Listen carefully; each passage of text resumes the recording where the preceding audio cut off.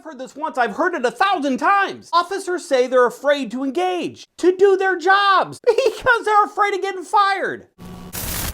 All right, yeah. Hey, yeah.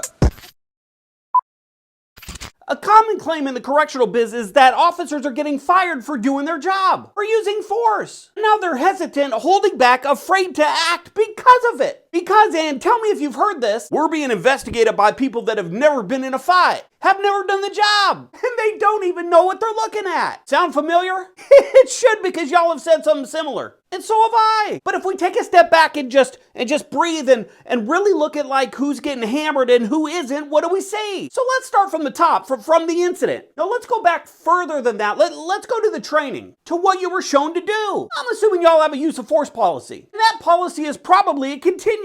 You know that thing that says we have to talk before we fight and we have to try OC before we shoot? So think back to that, to the techniques that you were taught. Were they closed fist strikes to the face?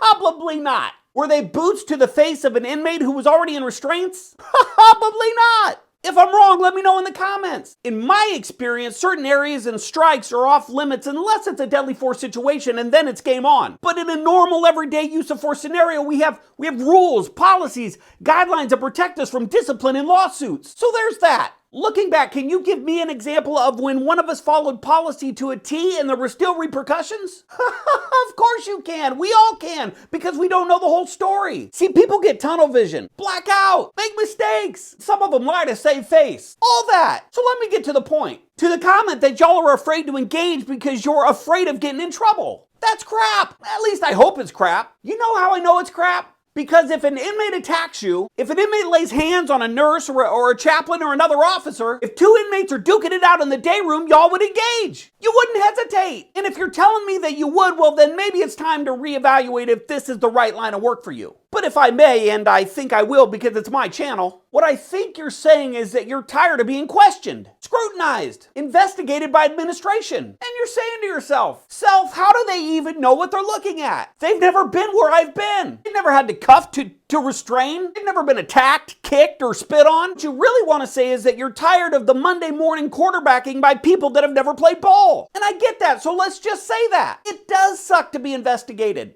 You get it. So what can we do? Because we're not going to stop working. We're not going to stop doing our job, right? Right?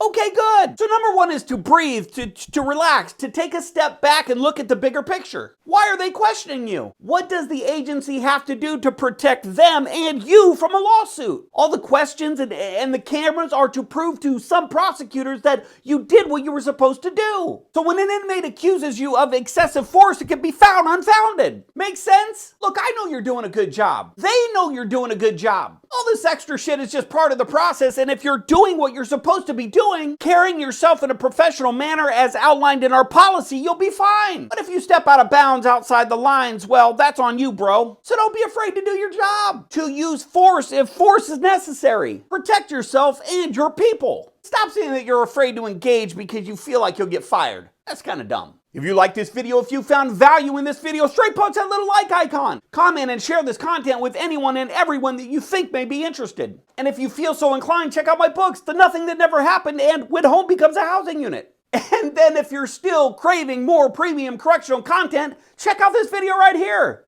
Or this video right here. All right, guys, that's all I got. Until next time, be smart, stay safe, stay sane, and we'll talk soon.